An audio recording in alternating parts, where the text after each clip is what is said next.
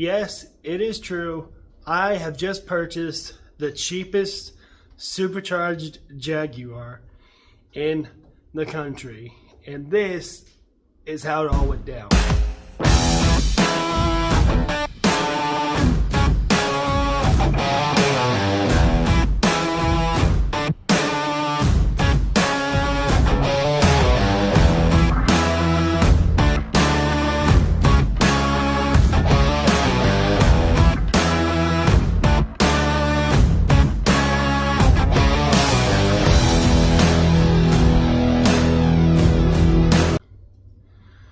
Now, before we go off with this, I just want to make sure that you all know that this car is not going to overshadow this project.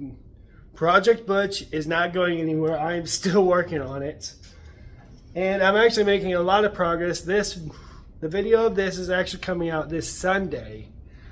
So yeah, you have that to look forward to. But this truck is still here, and it is not going anywhere. It is never going anywhere, but this is just a new side project to this. So let's get into how I ended up with it.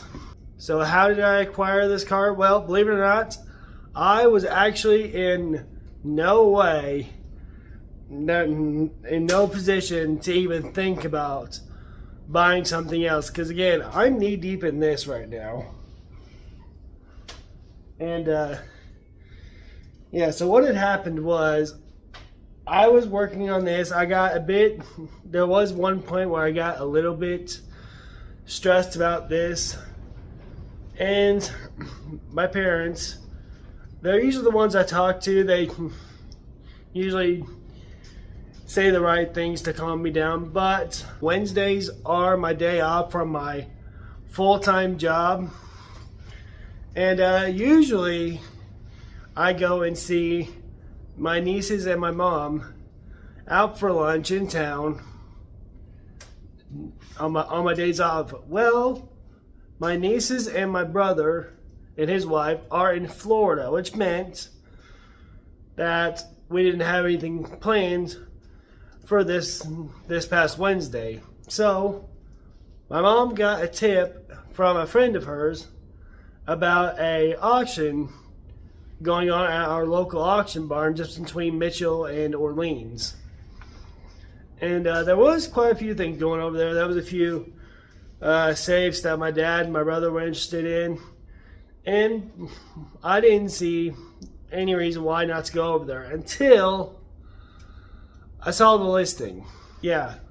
So a lot of people don't know this, but I've actually been looking for, well, not really looking for, but I've had on my radar Jaguar V8s. Not specifically this one. It was actually the XJ8, the one that's what I was interested in, and that's why this Jaguar caught my eye. And it was kind of like a needle in a haystack, because this was an estate auction, so unfortunately the previous owner of this car has passed. And from what I was told, this is the only, and actually it was true, this was the only car going through this auction. And I did a deeper dive into it. I used Auto Tempest, which is not a sponsor or anything like that. This channel is not sponsored by anyone except this guy. But either way, I looked on there, and the cheapest Jag that I could see, this is an XF. I thought it was just a normal XF. I didn't know it was the supercharged version or not. And the cheapest car that I could find on there, this car has 190,000 miles on it, which is high, but I'll get onto that here in a minute. The cheapest one that I could find was light blue. This one's black. Was light blue and had 40,000 miles less. It was about 150,000 miles. Was only just $5,000.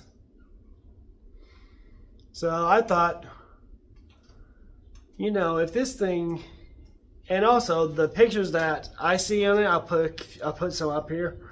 The pictures that I saw, this Jag wasn't really in top shape. Like, you can tell it was used, and from what I know now, I didn't know before, this was this person's daily driver. Yeah, they drove it from Orleans to Bloomington, back and forth every week. This was this person's daily driver, which is kind of insane. But either way, I did not think I had any chance in this, but I have been saving quite a bit for this truck, and I'm gonna tell you this right now: I have not blown the bank. All right, I have not blown the budget. I will admit, I went a little over what I originally wanted to spend on it, but we are still fine with this. The expenses for this are fine, so don't worry about this, okay? So I have to make that clear, because I know I've been hyping up the project for this for months now, and I finally get into it, and then this comes out of nowhere. It's always the interruptions. I've had a lot of interruptions just in these past 2 weeks. 3 weeks, actually, with me being sick. But yeah, I went over there, and I was actually supposed to meet up with my mom in town, because I'm not gonna lie, I was a little too excited about it, to the point where I was actually preparing for if I did get it. Like, I was arranging for my mom to pick me up just in town, so we could both go over there. So if I did get it, I could drive it back, and then on her way home, she could drop me off at the other car. But either way, that didn't happen. But there was a lot of things going on at this time. And more specifically, when I got there a half hour before her. So I went in there, I got registered to bid and everything like that. And that is when this started going on. That's our car.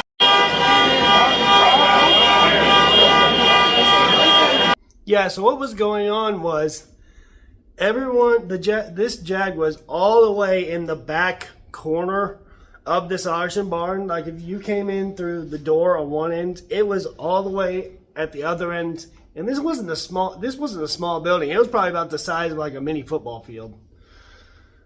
And the alarm in this thing was so blaring, you would have thought it was just on the other side of the door. But no, it was all the way on the other side of the building. So, yeah, so what was going on was the car was all the way over there at the over end. And people kept trying to get into it. They were over there opening the doors, the trunk, and everything like that. And this car, I now know, has an aftermarket alarm system on it.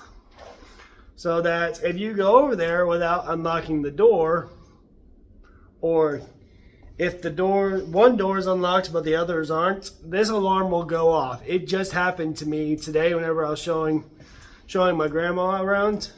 I just got it home today. I was showing her around, and it did it again. Luckily, I had the key with me. But the alarm was blaring in this car, and everyone couldn't work out, like, how anything worked on it. Like, honestly, everyone was trying to get into the trunk and everything, because the battery in this car is in the trunk. And this was... Even the auctioneer, whenever they eventually got it turned off, but while there was a whole bunch of other stuff going, and while the rest of the auction was going on, again, someone went over there, opened the back door, and caused the alarm to blare again. And then finally, the auctioneer, I could tell he was getting a bit aggravated, because this car was probably the loudest. It's probably the loudest alarm I've ever heard in my life. Like, seriously. And he finally said, "Get that car out of here." Like, he had enough. So, yeah, that is where I come in, because that scared a lot of people off of this car. And I mean a lot. Like, when I got there, there was, I would say probably 10 to 15 people just standing around it. And that, I guarantee you, that put everyone off of it. That put everyone off of it. So yeah, I'm trying to keep it low. I've been to auctions before, but this is like the very first one that I was actually going to try and buy something from. And I knew I wanted the car, but I didn't want to make it look like I was really that interested in it. I failed at that completely. Like, completely, I failed at that. Because, again, they were over there trying to get into the trunk, and I whipped out my phone, Googled how to get into the trunk. Of course, I got the trunk open, got the alarm to shut off, and yeah, I had blown the cover completely there. Like, everyone now knew that I was now interested in this car. So this happens. I go over and sit with my mama in the back left corner, and I had no clue what was going on, but she bought a whole bunch of stuff. She bought quite a couple things. She bought a foam target, like one of those bow and arrow targets, for my dad, and some kind of elliptical machine is what it's called. I have no idea, but this thing was the bane of my existence, and I'll explain that in a little bit. But the auction kept going on, and my Mamo D actually came, which was completely unexpected. Like, I had told her the night before that I was going over there to potentially try to get it. I was not at all expecting to get this car. Like, I had like zero, like, I knew that there was a chance, but I had no expectations of getting this car at all. So either way, she's there, and my mom, she bought those. She bought the exercise machine, the foam targets, and she was trying to get a hold of my dad to come down there and help her load this stuff into the truck. And she stepped outside. The auctioneer then got up and started to, there was a whole bunch of stuff there, like a bunch of little stuff, but there was a certain time where they were going to do the big stuff. There was a couple of trailers, there was a couple boats, there was an ATV there, there was a four-wheeler there, there was a whole bunch of other stuff. They were moving over to that stuff. That's when I knew that the car was coming up. So sure enough, we get up. They do there was one boat in there. That's what they started with. And then my Melody had just gotten there. So we went outside, and we looked at the car. We didn't get in or anything like that. We didn't want to do that again. We didn't want to go through that whole ruckus again. And I'm not joking you. At this point, there was two guys to the left of me, behind me. And of course, they were talking about how much stuff was going to go for, and they looked at the Jag, and they said, "Oh, that's probably going to go for $7,000 to $6,000." I'm like, I'm cooked. Like, I knew in my head that I'm like, there's no way, but it's an auction. It could go either way. So finally, my mom comes out. We're looking around the car, and finally, I see the auctioneer come out. He had a microphone and one of those speakers that you carry, and it was straight onto the car, and I mean straight onto it. And I tried to get a video of the whole thing, but I don't know. Here's what happened.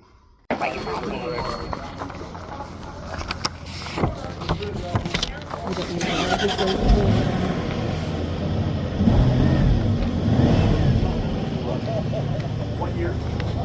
A 2009 Jaguar. How many miles? Ball? Yeah.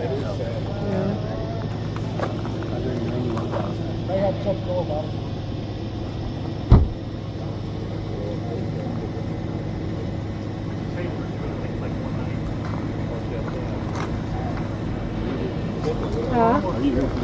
I'm not, no. Well, I just haven't had a little bit of good stuff. I just buy stuff, but I like getting good friends and stuff like that. All right, how you do it? Make sure you don't have. You know, it's your family. Sometimes it brings nothing. Every day's just like, what you pay that much on it? Okay, 197,000 miles. Well, you don't wait. Sell the Jaguar right here. Somebody give me 3,500. 3,500, let's go on the Jaguar right here. Give me a start. I got now the little bit no hand. Yep.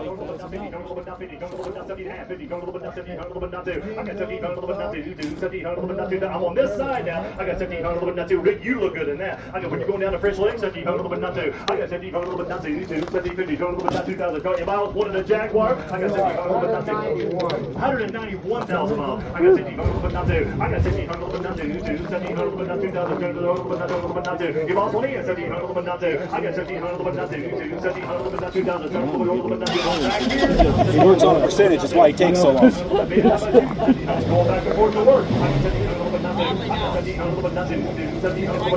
thing he's on the football team, right a bet against me. He just knows he's getting ready. He knows he's getting ready to steal something. I'll give you extra. Oh, don't let it go for 150. No. Yeah.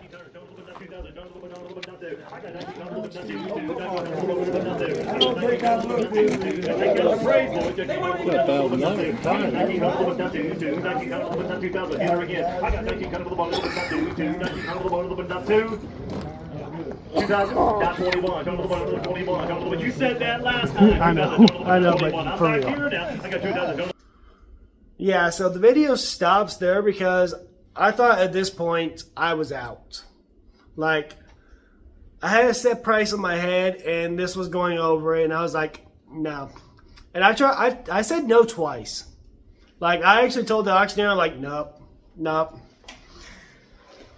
And, of course, my mom and my Melody convinced me to bid.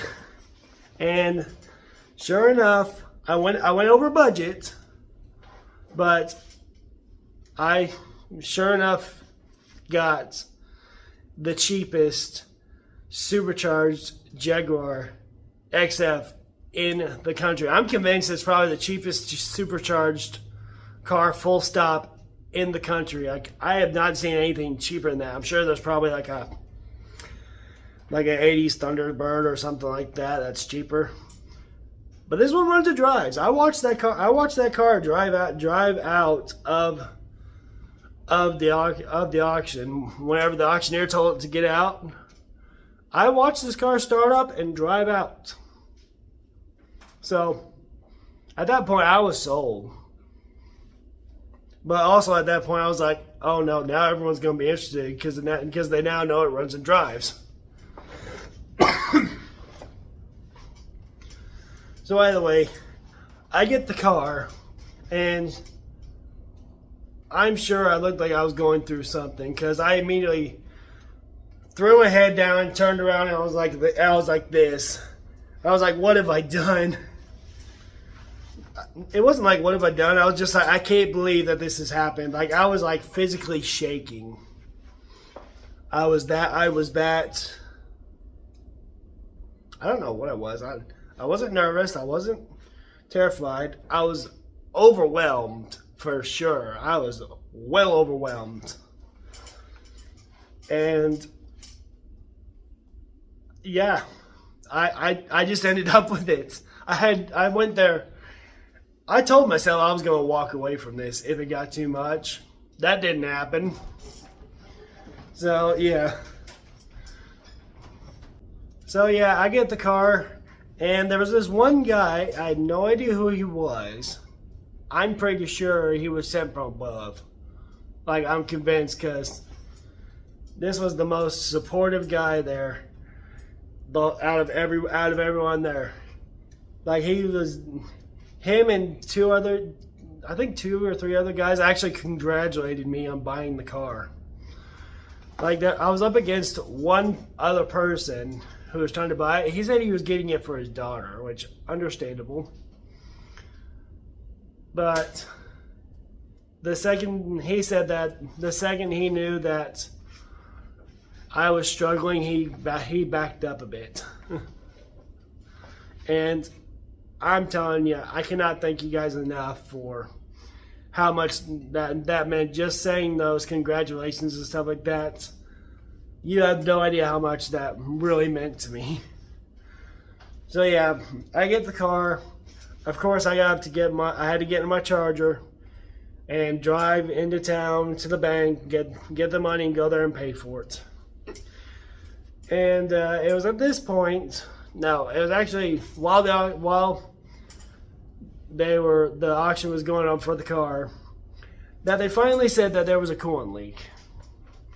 And I'm not gonna lie, because I was trying to keep it very low profile, I did no checks to the car at all. Actually, I think I'm the only one that actually went over there and was like actually raising the hood on it, because of course I wanted to like check all the stuff and everything. And I'm like, I'm drawing too much attention. Like, I really wanted to get a lot of this on camera, but again, you guys wanted to be able to hear it over the auctioneer. And also, everyone, I don't want to be rude, but these were a bunch of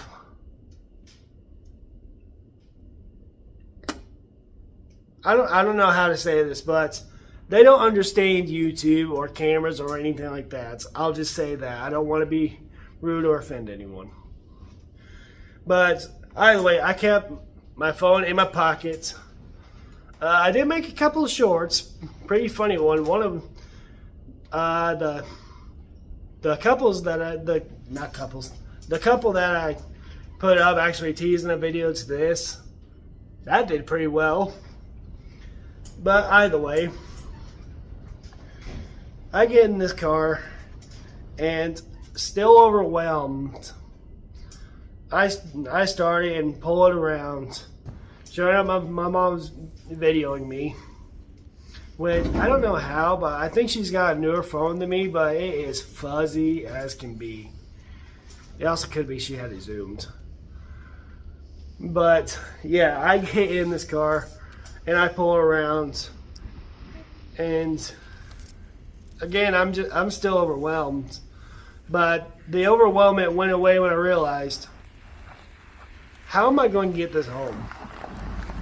Like, I was genuinely like, how am I going to get this home? Like, I brought my one car, my Charger there. My mom brought her truck that was now loaded, so it had to go to their place and get all that stuff unloaded. But either way, I get in the Jag, nervous as can be, like as nervous as possible. And I only did one video of me driving it down the highway. It did say low coolant, but luckily whenever I checked it before, and it was like just above the like low level for it, so it was enough to cause that light to go on, but not low enough to where I'm like, if I can at least get it to my place, it should be fine.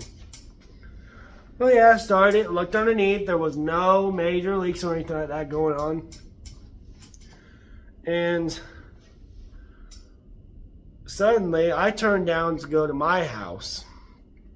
And my mom calls me like, I thought we were going to our house. I'm like, what? She's like, yeah, you gotta help me unload this. I'm like, ah. So literally, I could see the road. I could see my road to go down. Turn off, and we go the back way. And the whole time, I'm trying to figure out like how everything works in this car. Like it kept saying low coolant, but I'm like trying to figure out like if the low coolant light's on, I should probably keep an eye on the temperature gauge. I didn't find out until later that day. This Jag does not have a temperature gauge of any kind in that car. The only time that whenever something bad is going on is when it's going on. It'll flash a warning light saying getting something like getting too hot or something like that. Luckily that didn't happen. But either way, I get to Mom and Dad's house, which was not the plan, at least not my plan. Which was not the plan at first, but then I'm like, okay, it's not that big of a deal. Which at the time I would have said otherwise because I was a little fired up. Because I'm like, I don't know, because I was literally like, I don't know what state this car is in. I don't know whether it's okay or if it's gonna overheat and blow up sometime later. I had no clue. Like I was nervous. I went from overwhelmed to nervous in a heartbeat. But yeah, although this car it's a supercharged V8, but I was taking it quite easy. But there was a couple of times to where, I'll tell you one thing, the throttle on this car, super sensitive. Like, I'm used to driving my Honda around where you almost have to floor it just to keep up with traffic. Unfortunately, my muscle memory kicked in, and that happened, and I was like, oh! And I didn't do it too hard. I didn't do it charger hard. I did it harder than I wanted to. I was trying to be easy because again, there's a bunch of unknowns at this point. But luckily, it gets to Mom and Dad's place just fine, and that's where it sat until today. We didn't do much with it. I did open the hood on it. I did a couple of beauty shots and opened the hood on it. It needs hood struts. That's for sure. It needs a hood struts because the one in there, I thought it didn't even have any. I thought I was in there looking for the arm for it, but nope. It's got hood struts and they are shot.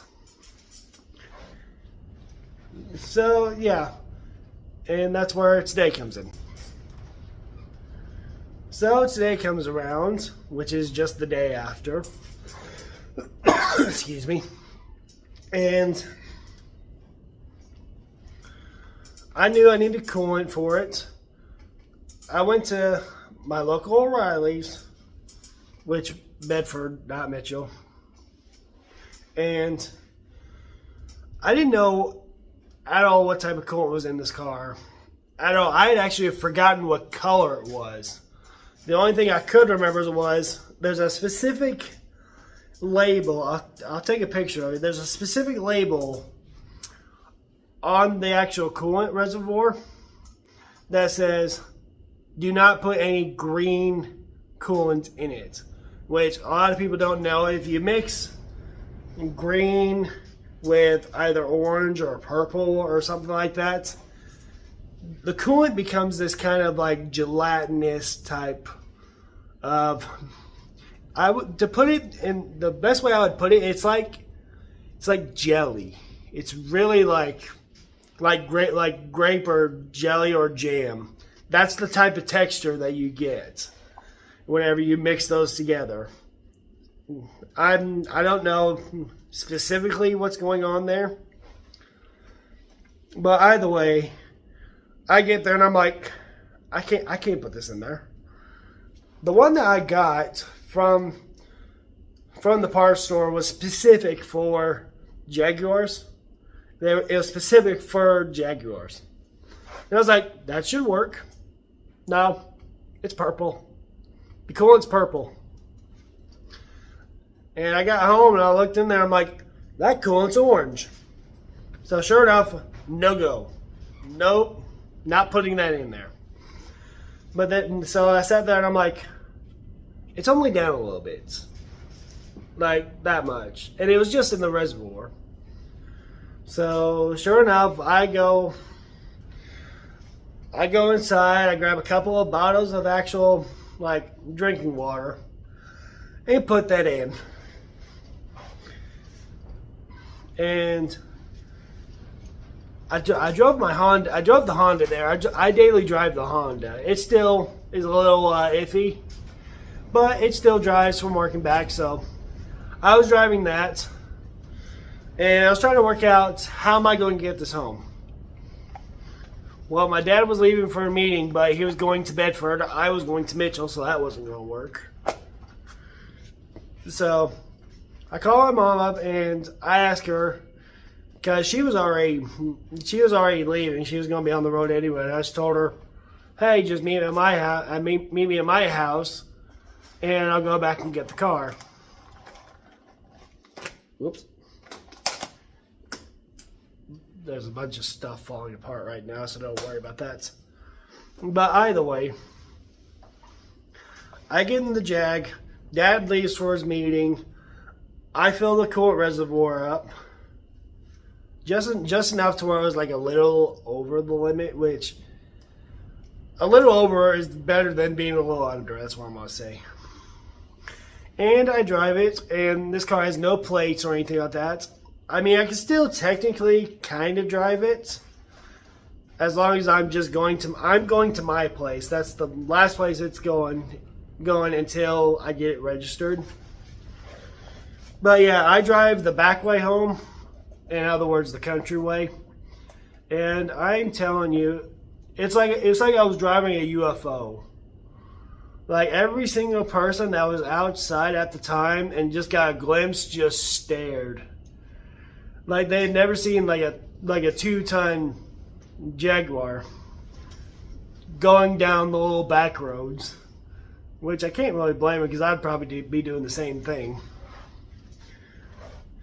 But yeah, we go all the way there, and there's this one part that goes from my mom and dad's place to here, the back way, that I refuse to go down in anything other than the Honda. Because the best way I would describe it, it's like a paved gravel road. It's got a thin layer of asphalt over it, and then it's just gravel. And then there's this giant hill that you have to go up, and I do mean giant. My Honda struggles to get up this hill. And it's like someone had gone through there with like a Caterpillar or something like that, one of those backhoes with tracks on it, and drove through it while the asphalt was still drying. Yeah, there's a whole bunch of marks right there, and I was like, I'm not driving this car that way at all. So instead of driving that way, I cut through and I end up about a mile and a half from my road on the highway. And I drive up there. I look both ways. I can see a police car from miles away. All right, that's how easy I can spot these, because there's been a couple times where I'm like, I'm about to do something, I need to check. Which, again, nothing terrible, but, you know. But either way, I look both ways, and I get on the highway. There's no one behind me, thank goodness. But I think that was the first time I actually got on the throttle quite a bit. And oh my gosh, I could hear the supercharger whine. I really can. And actually, if you put an actual intake on this, you can actually make it sound like a Hellcat. Might be a video. But either way, I get it home. I park it. I originally parked it behind the Charger, but there's a tree right next to the carport where the Charger is, which the Charger will be fine. But there's a limb hanging over. And I'm like, I'm not keeping the Jag here. I'm going to put it in front of the garage, which I did. And then I put the Honda in front of it. But before I moved it, of course, I showed my grandma around the car. And yet again, the alarm blared. And I was silly enough to not remember the key that I had just set down on my table in my room. So I had to run inside while this alarm was blaring. Again, it's the loudest alarm ever I've heard. But either way, shut it off, and that's pretty much up to date with what's going on with it right now. I will do a more in-depth video of this later, but I'm literally filming this the night before this video goes out just to get something out. The video of this is coming out Sunday. Alright, so again, don't worry. The Jag is not replacing this. It's just a new member in line right now. But this is still the main priority.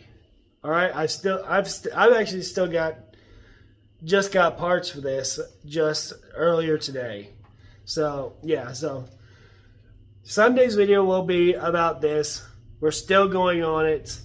Everything's fine with this. So anyway, that'll do it for now.